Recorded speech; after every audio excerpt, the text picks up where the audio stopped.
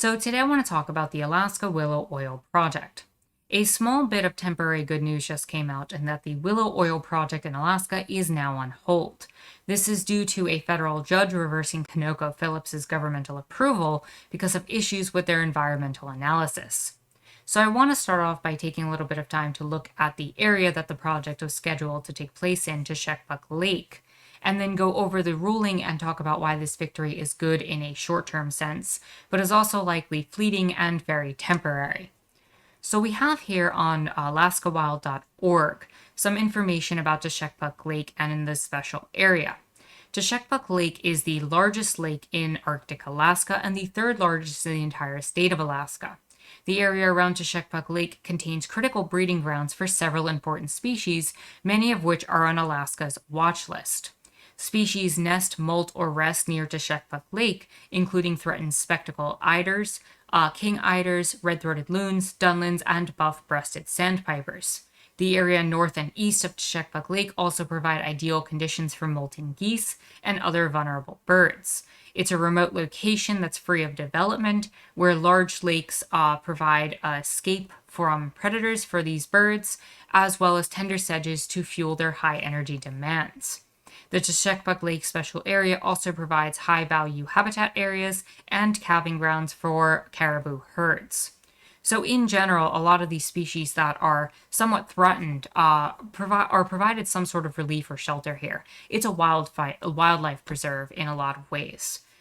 In addition to that, there are indigenous peoples who have been indigenous to this region for thousands of years.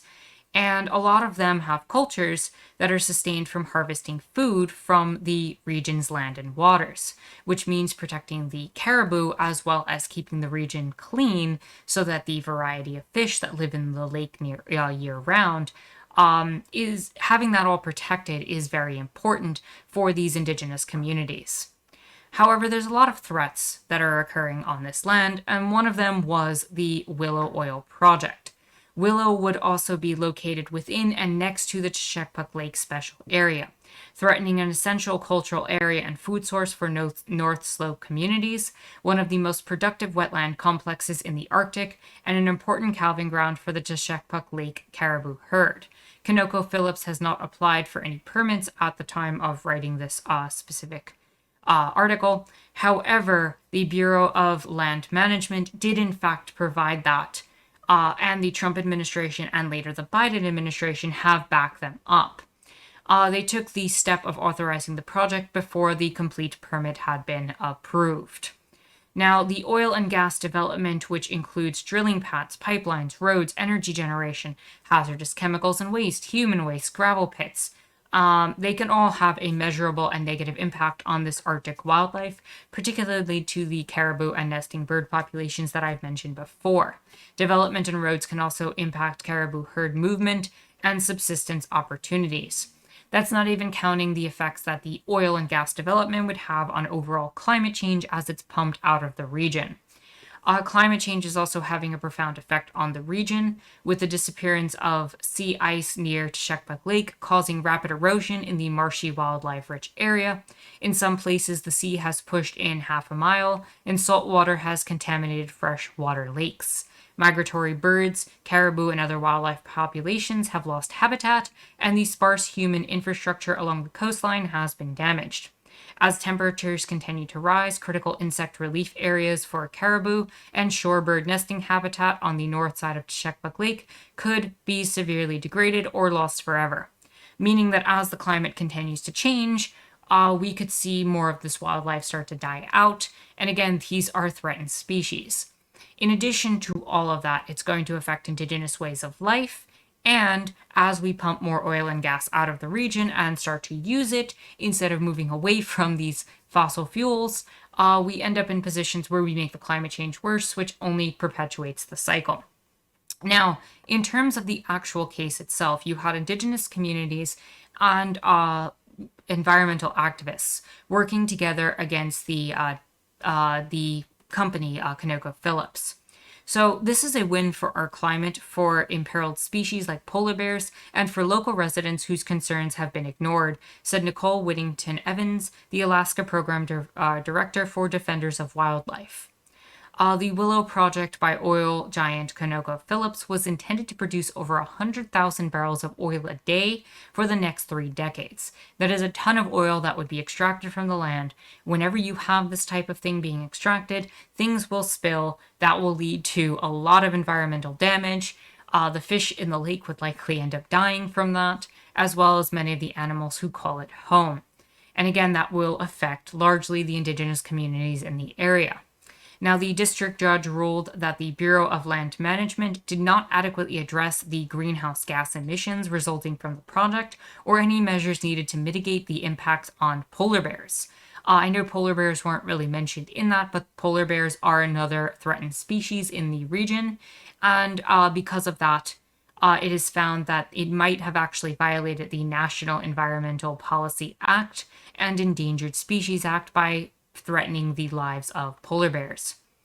Now, this is said to be a clear message to the Biden administration that Arctic drilling threatens the climate and vulnerable species, said Christian Monsell, a senior attorney at the Center for Biological Diversity, one of the plaintiffs on the case. In a statement, the project never should have been approved and it cannot be defended. If President Biden is serious about addressing the climate crisis, he has to reject any further attempts to move this project forward and prohibit all new oil and gas activity in the Arctic. That's absolutely true. Any president or any, sitting government needs to be working towards stopping a lot of these projects. However, this is not the first nor the last project that the Biden administration has approved of, which is something that I should really talk about at some point, about how many projects he's actually approved and his administration's approved that have gone against the idea that he's trying to protect the United States and the world from climate change. It's actually quite apparent that the Biden administration is still in the hands of a lot of corporate interests and is providing in that way. So in that sense, no, I don't think we can reliably say that the Biden administration is going to protect anybody from climate change. That's not in the best interest of government or a lot of these companies that have government in their pockets. Now, to go further in this, I want to talk about some of the responses from the Alaska governor. The Alaskan governor has basically said that this order was a blow to his state because the project was intended to create thousands of jobs. It's a horrible decision, and we're giving America over to our enemies piece by piece.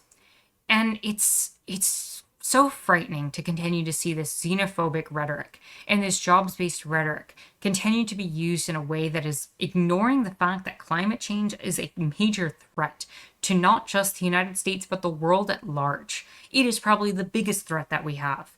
With everything that we've seen this past summer, from the forest fires to the, burning alive of several thousands of sea critters off the Pacific Northwest, to the flooding that we saw across the east coast of the United States. And that's just in the US. That's not including the Siberian fires and other parts of the world that are drastically getting affected by all of this climate change.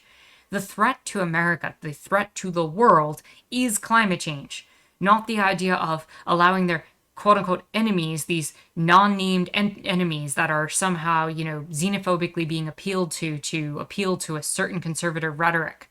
This isn't going to help anybody to keep appealing to that concept. And the thousands of jobs that could be created here are not worth the environmental disaster that we're looking at here. If they want to talk about jobs and training people for renewable energy sources, fine. If they want to talk about where they could invest money differently, fine. But these preserves have to be preserved. These wildlife areas need to be protected. And we need to think about what's happening to communities at large in the creation of these jobs. Again, sometimes the growth of economics isn't necessarily the best thing for people or the world around us. And in talking about this is why a lot of this is going to come off as somewhat fleeting. The construction of gravel roads in this area had actually started in 2021 already. So there was already construction started. However, the court decision is only really going to delay this by a year or two. It's believed that ConocoPhillips was hoping to make construction decision on Willow by the end of this year, but a new environmental review and SEIS could delay that for maybe a year or two, assuming that the project is ultimately upheld by the courts. Now, again, it would have to go through courts again and again and again, and it could be turned down multiple times. But it might only take another year or two for the actual environmental review that the courts requested, and that would really only delay this for a short period of time. A delay will have effects of the anticipated new oil for the Trans-Alaska pipeline system, which again is likely to leak tons of oil into several different waterways and areas, which is running less than 1/4 of its original capacity. Now, if Willow could remain on schedule, it would have been in production as of 2025 to 2026, with peak production estimated at 150,000 barrels a day. However, with the new procedure, we're looking at 2027 to 2028, which again, it delays things by a few years. And I guess we should celebrate that because maybe the new environmental research will make it so that things will change. Maybe we can hold out hope that some of the governments will actually take a new stance on things. But it's very unlikely, especially given that the Biden administration has already supported this.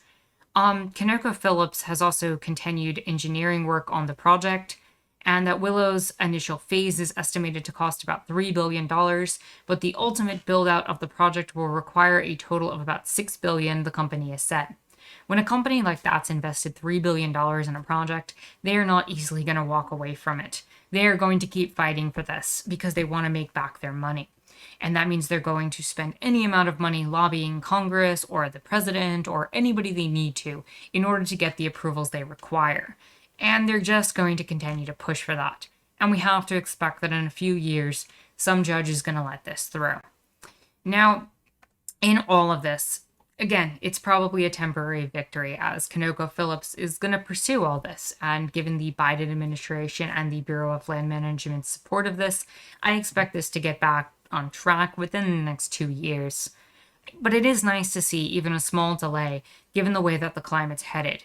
Anything that even remotely slows down the damage we're causing to wildlife, the overall environment of the world, and to indigenous cultures is something to look at slightly positively.